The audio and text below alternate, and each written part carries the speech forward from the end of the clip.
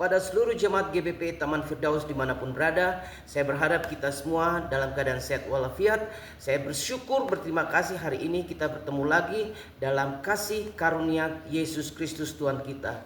Oke, baiklah Bapak Ibu saudara-saudari yang dikasihi dalam nama Tuhan Yesus. Hari ini saya akan menyampaikan satu kebenaran firman Tuhan.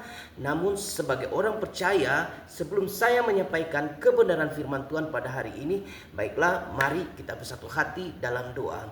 Allah pencipta langit dan bumi, hamba bersyukur berterima kasih kepadamu Tuhan Yesus untuk kasih setia penyertaan yang Bapa berikan dalam kehidupan kami, sehingga kami masih diberikan nafas dan umur untuk menikmati karya-Mu yang luar biasa ya Tuhan. Pada saat ini hamba akan menyampaikan kebenaran firman-Mu. Namun sebelum hamba menyampaikan kebenaran firman-Mu, hamba mohon ampun atas segala dosa-dosa hamba. Bapa layakkan, kuduskan dan sucikan hamba. Bapa berkati dari awal pertengahan sampai akhir.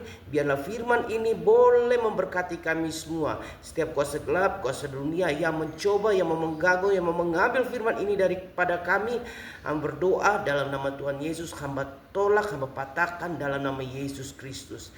Terpuji namamu Bapa, berkati dari awal pertengahan sampai akhir. Dalam nama Yesus Kristus, Tuhan dan Juru Selamat firman yang hidup itu, hamba berdoa dan mengucap syukur kepadamu. Haleluya. Amin. Baiklah Bapak Ibu saudara-saudari yang dikasihi dalam nama Tuhan Yesus. Hari ini saya akan menyampaikan satu kebenaran firman Tuhan yang saya ambil dalam kitab Perjanjian Baru. Dalam kitab Perjanjian Baru, yaitu dalam Ibrani pasal yang ke-10 ayat yang ke-25. Kita sama-sama membuka Alkitab kita akan sama-sama, saya akan membacakan firman ini buat kita semua. Janganlah kita menjauhkan diri dari pertemuan-pertemuan ibadah kita, seperti dibiasakan oleh beberapa orang. Tetapi marilah kita saling menasehati, dan semakin giat melakukannya menjelang hari Tuhan yang mendekat. Demikian jauh pembacaan firman Tuhan bagi kita semua. Berbahagialah kita yang mendengarkan firman ini dan mau melakukannya dalam kehidupan kita sehari-hari. Amin. Baiklah Bapak Ibu saudara-saudari yang dikasihi di dalam nama Tuhan Yesus.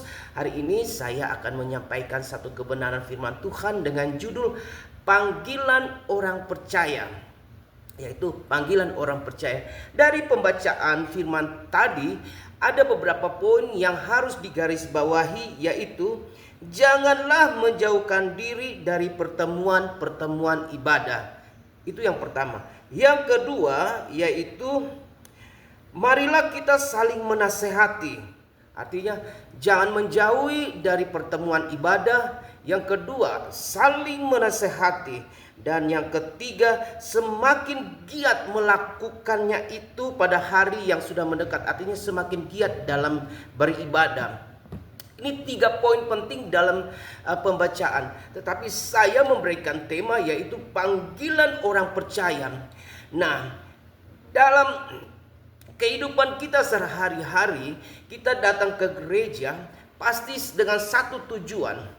Kita merasa bahwa kita ke gereja atau tempat ibadah tertentu, kita merasa nyaman.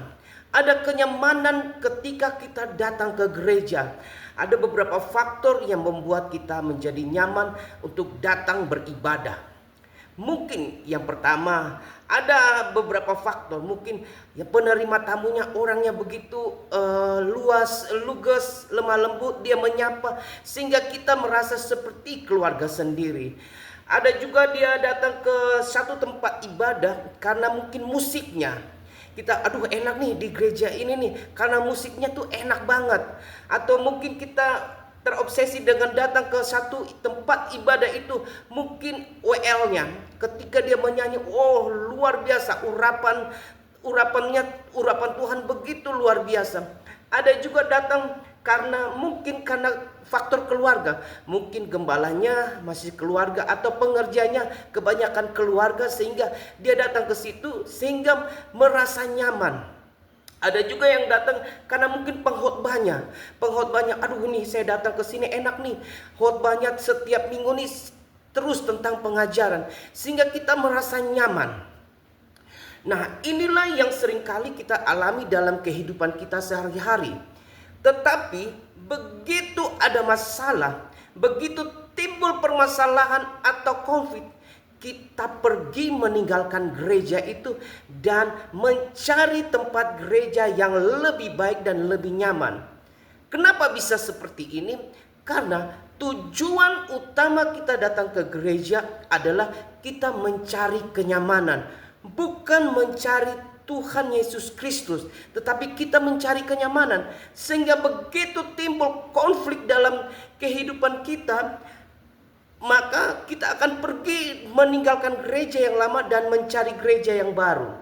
Nah, oleh karena itu kita akan sama-sama belajar hari ini tentang panggilan orang percaya. Kita dikasih tantangan supaya kita bertumbuh dan saling mengenal satu dengan yang lain. Tantangan itu, kita menerima tantangan itu dengan kasih. Contoh, kita tidak bisa memaksakan seseorang untuk berbuat baik kepada kita. Kita tidak bisa memaksakan kamu harus baik kepada saya. Tidak bisa. Setiap pribadi mempunyai sikap dan perilakunya masing-masing. Kita tidak bisa memaksakan kehendak kita kepada orang lain. Oleh karena itu, inilah yang sering timbul konflik. Ketika ada konflik, kita merasa tidak nyaman, kita meninggalkan tempat itu. Dalam Matius 5 ayat 14 berkata, "Tetapi aku berkata kepadamu, kasihilah musuhmu dan berdoalah kepada mereka yang menganiaya kamu." Nah, inilah jadi tujuan kita ke gereja, yaitu untuk mencari Tuhan. Oleh karena itu, ketika ada permasalahan, kita harus saling memaafkan. Kita harus saling mengerti. Dimanapun kita berada, pasti ada tantangan. Kita dikasih tantangan supaya kita bertumbuh dan saling mengenal satu dengan yang lain. Meskipun tantangan itu, kita harus merespon tantangan itu dengan kasih. Kita bisa memikirkan kehidupan orang lain. Kita tidak bisa egois. Misalnya saya udah malas deh kalau ketemu dengan si A nih, orangnya cuek, orangnya suka ngomongin di belakang. Kita tidak bisa. Kita dimanapun kita berada, pasti kita akan bertemu dengan orang-orang yang tidak suka dengan kita. Nah, hari ini kita sama-sama belajar bagaimana kita sebagai orang percaya, panggilan Tuhan, panggilan orang percaya itu harus bagaimana. Hari ini kita akan sama-sama apa yang harus kita lakukan sebagai orang percaya untuk panggilan ini, yaitu merespon panggilan itu. Kita harus merespon. Ketika kita tidak bisa merespon secara pribadi, maka ketika ada masalah, kita akan pergi meninggalkan gereja yang satu dan kita akan pindah ke gereja yang lain. Merespon panggilan itu secara pribadi. Yohanes 15 ayat 16a berkata, "Bukan kamu yang memilih aku, tetapi akulah yang memilih kamu." Oleh karena itu, ketika kita hanya mencari kenyamanan, kita tidak akan menemukan damai sejahtera. Tetapi ketika kita memandang, kita melihat, saya datang beribadah, saya datang bergereja, tujuannya saya mengucap syukur karena kasih Allah yang begitu besar. Ia sudah mengorbankan hidupnya, dirinya untuk menebus dosa Bapak, Ibu, dan saya. Maka semuanya itu tidak akan terjadi konflik dan masalah, karena kita tidak memandang kepada manusia, tetapi kita memandang kepada Sang Pencipta. Oleh karena itu, panggilan orang percaya, bagaimana kita harus melakukan panggilan orang percaya ini, yaitu dengan merespon panggilan itu. Merespon artinya kita mengucap syukur. Kita datang ke gereja beribadah itu tujuannya kita merespon panggilan, karena kita sudah diselamatkan. Bapak, Ibu, dan saya sudah ditebus oleh Yesus Kristus. Oleh karena itu kita datang. Kita tidak bisa memaksakan orang untuk baik kepada kita, untuk menyukai terhadap kita. Tetapi harus digarisbawahi bahwa kita datang beribadah tujuannya untuk kemuliaan nama Tuhan. Nah, bagaimana supaya kita merespon panggilan itu? Yaitu dengan menyenangkan hati Tuhan. Menyenangkan hati Tuhan. Bagaimana supaya kita menyenangkan hati Tuhan? Kita bukan menyenangkan hati manusia. Kita bukan menyenangkan hati gembala. Kita bukan menyenangkan hati para pekerja. Tetapi kita menyenangkan Sang Pemberi berkat itu, yaitu Yesus Kristus, yang sudah menebus Bapak, Ibu, Saudara, dan saya. Oleh karena itu, Bapak, Ibu, marilah kita sama-sama merespon panggilan ini. Kita datang beribadah seperti pembacaan kita. Janganlah menjauhi dari kumpulan orang-orang yang beribadah. Kita datang tujuannya yaitu kita merespon panggilan itu. Kita menyenangkan hati Tuhan, Sang Pemberi berkat itu. Seperti Bapa sayang kepada anak-anaknya. Ketika seorang anak kita mau meminta sesuatu kepada Bapa, pasti kita akan melakukan cara bagaimana kita mau menyenangkan hati orang tua kita. Sehingga ketika kita sudah menyenangkan hatinya, kita melakukan perintahnya, kita sudah melakukan apa yang dia suruhkan kepada kita, maka ketika Bapak, Ibu, dan Saudara, dan saya meminta kepadanya, maka dia akan memberikan. Oleh karena itu, banyak orang yang saat ini datang ke gereja hanya tujuannya untuk mencari berkat. Hei, umat tebusan Tuhan, saya bilang hari ini, datanglah, senangkan hati Tuhan. Banyak yang meminta, Tuhan kalau bisa saya diberikan 5 talenta. Banyak yang meminta, kalau bisa saya diberikan 3 talenta, berkat yang melimpah. Tetapi begitu kita sudah dikasih 5 talenta, tetapi kita hanya mengembalikan hanya 1 talenta. Hari ini kita sama-sama belajar kebenaran firman Tuhan. Merespon panggilan itu, panggilan sebagai orang percaya, yaitu kita menyenangkan hati Tuhan, menyenangkan Sang Pemberi berkat itu.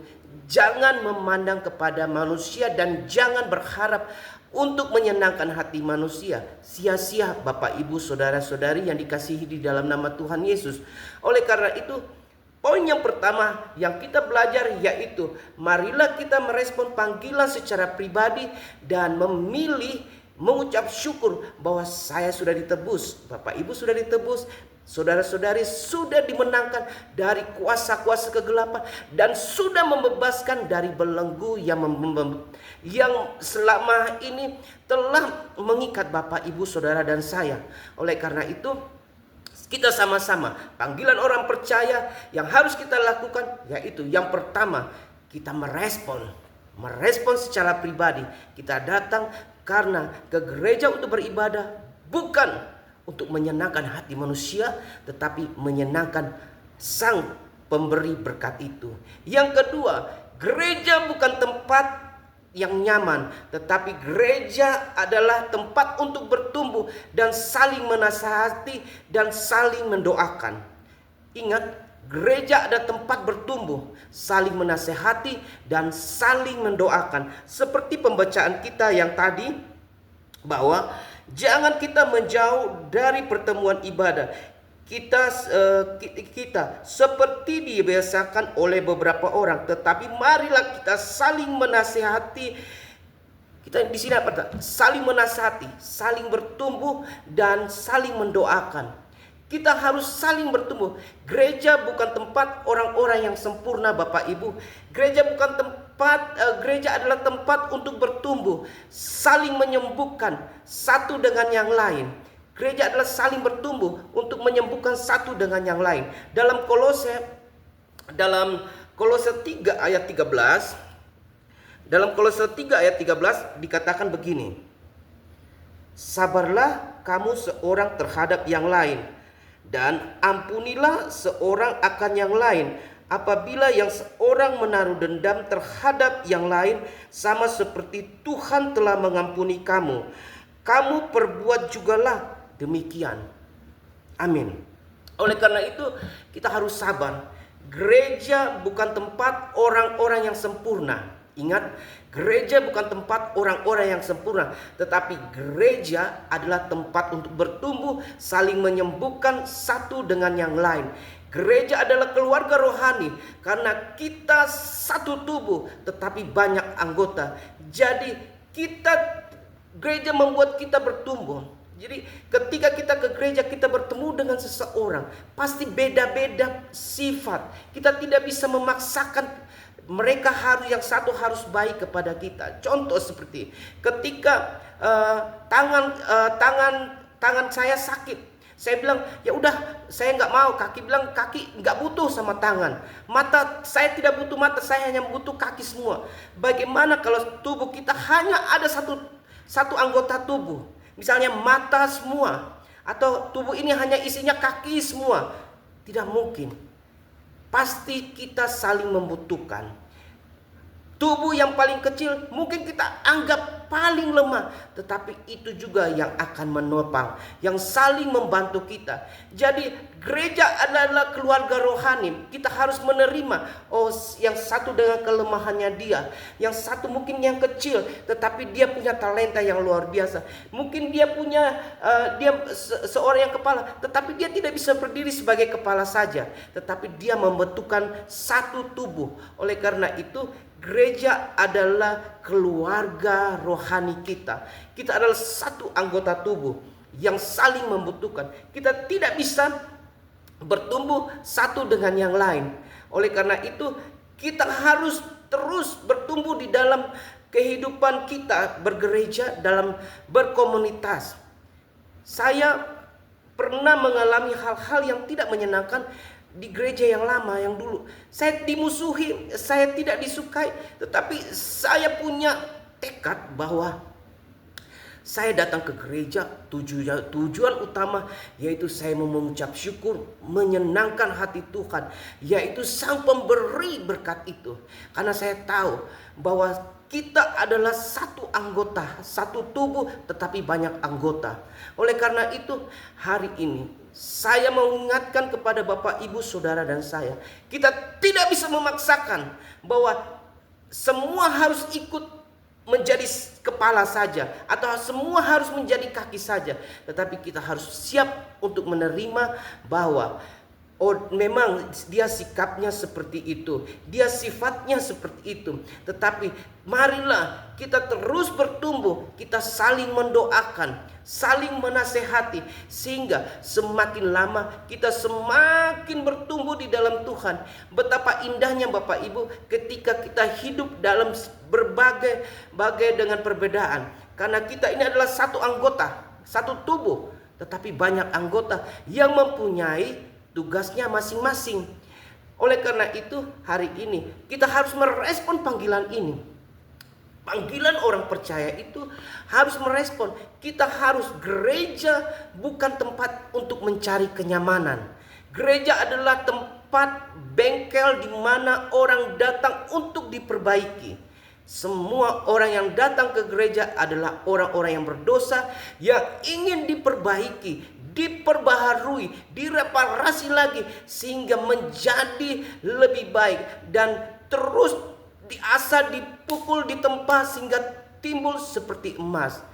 Jadi Bapak, Ibu, Saudara-saudari yang dikasihi di dalam nama Tuhan Yesus, ketika kita pergi beribadah ke satu tempat, kita berhadapan dengan masalah, jangan lari, jangan pindah, tetapi dengan adanya konflik itu, maka kita saling mengenal. Kita saling mengenal satu dengan yang lain.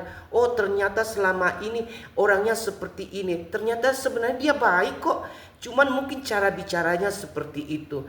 Oh, selama ini saya pikir dia orangnya seperti begitu. Ternyata waktu kita sudah dekat dengan mereka, dengan orang itu, ternyata enak.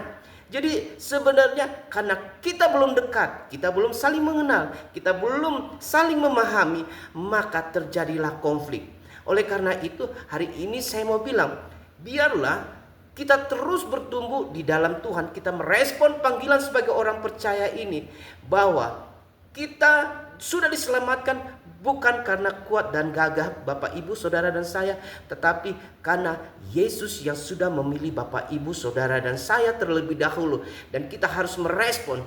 Dan ketika kita, kata firman Tuhan dalam Ibrani 10 ayat 25 ini berkata, jangan menjauhi dari perkumpulan orang ibadah.